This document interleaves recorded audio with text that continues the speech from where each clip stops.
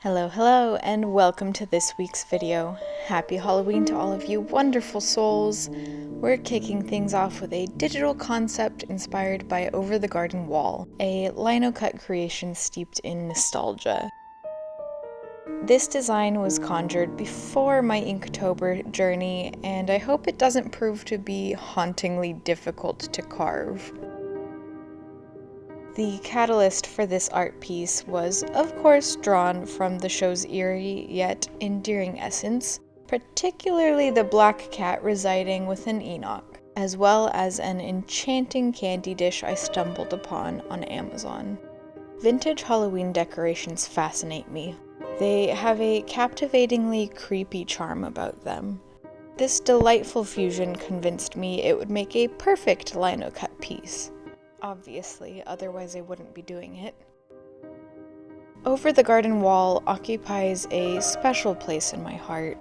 It's a seasonal staple which I indulge in at least thrice a year, whether it's running in the background during my artistic endeavors or sparking creative inspiration with its treasure trove of potential Easter eggs for this piece, which may or may not make it to the final piece.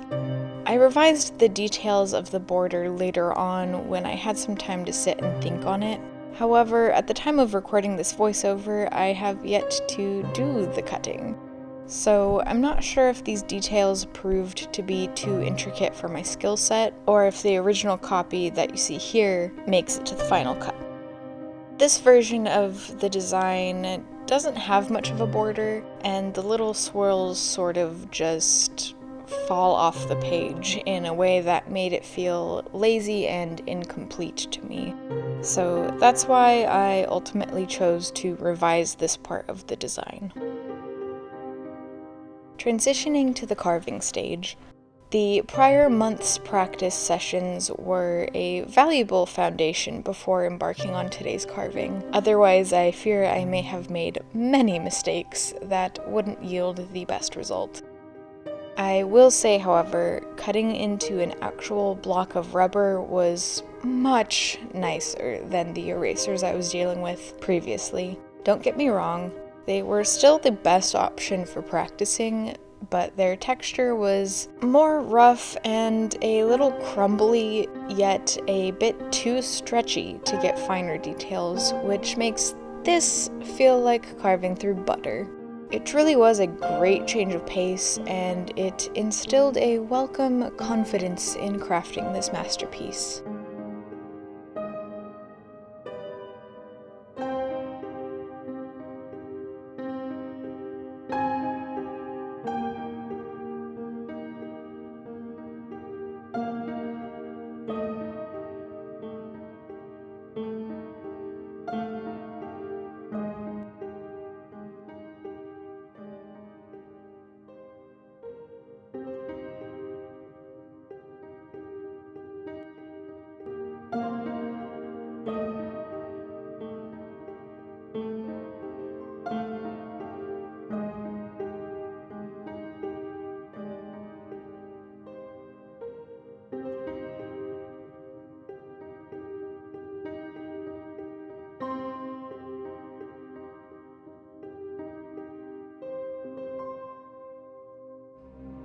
Now, a little bit about my love for this little show.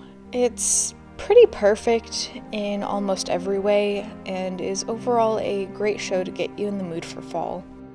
Regrettably, I did not see this show when it was still airing on Cartoon Network, which is unfortunate. I'm not sure if it just didn't coincide with my schedule at the time, so I just kept missing it, but I have no recollection of even knowing it existed at the time. Later on, I thought maybe it aired after I stopped regularly watching cartoons, but my brief internet searches show that I would have still been watching Adventure Time when this came out, of which I tuned in regularly and even recorded episodes I knew I was going to miss. Yet, this gem managed to slip through the cracks. Luckily, I did get around to watching it eventually, thanks to the various streaming services I had access to. And that's how it became a cult classic of mine. The music is relaxing and tends to linger in your mind. The themes and stories are just dark enough to keep me captivated as an adult, but light enough that I'd gladly show my future children this show. The lessons learned along the way are also just genuinely good lessons. And of course, it's a bit on the Halloween-y side, which grants it extra brownie points with me. This short series is so good that it makes me want a winter version of it. Not necessarily with Greg and Wirt. It doesn't even have to be the same characters. It can be. Maybe we could spend some time with Beatrice and her family. I'm not sure, but even if it were comprised of a brand new cast of characters, I'd watch the heck out of that. The current existing show encompasses the whole cozy feeling of fall, and I just think we could all benefit from something similar but made for the wintertime. We've got loads of Christmas movies, but not many shows or films that embody winter.